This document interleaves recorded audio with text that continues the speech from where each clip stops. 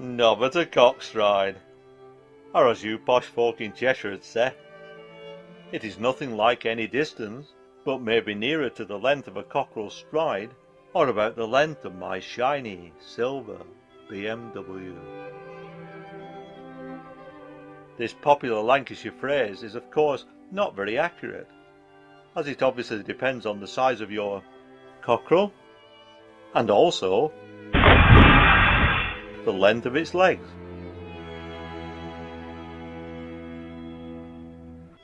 Lancashire dialect often shortens the words. Nobbut is the abbreviated form of nothing but. Words that end in IGHT are changed so that they end in EET.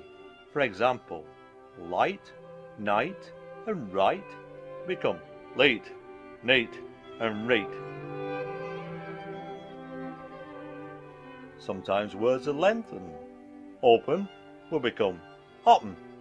Words such as mouth, down, and about usually have a eor sound and are pronounced math, dan, and about. Tim Bobbin was an inveterate caricaturist, writer, and poet, and is best known for his writings in Lancashire dialect.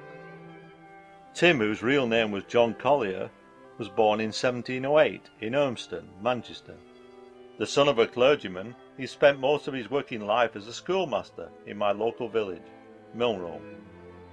In 1746 he published A View of the Lancashire Dialect, the first of two works that were to make him famous across the country.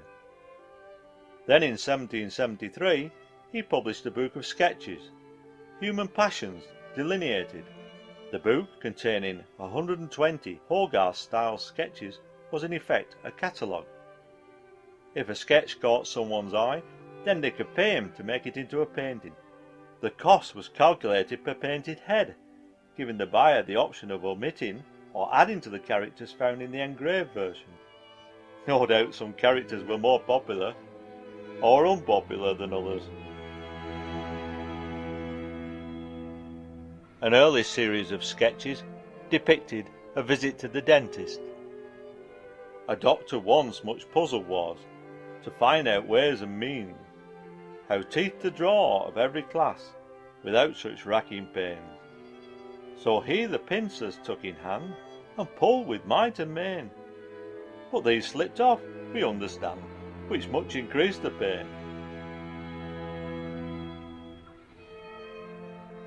A packthread strong he tied in haste, on tooth which sore did ring. He pulled, the patient followed fast, like Towser on a string. He missed at first, but tried again, then clapped his foot on chin. He pulled, the patient roared with pain, and hideously did grin. Now strings tied fast on tooth that aches, which round his hand he wraps, a glowing coal in tongs he takes, and to his nose he claps. The sight and smell of fire drove back the patient's head in fright, who drew his own tooth in a crack, and proved the doctor right. John Collier died in 1786, and along with his wife Mary is buried in Rochdale's St Chad's Parish Churchyard.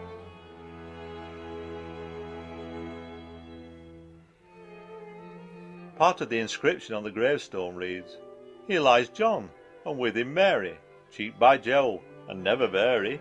No wonder they so well agree. John wants no punch, and Moll no tea." Today the school buildings remain in the village, along with the local pub just across the road. This has sadly changed its name from the Tim Bobbin to just the Bobbin. The Milnrow Literary and Scientific Society have erected a blue plaque.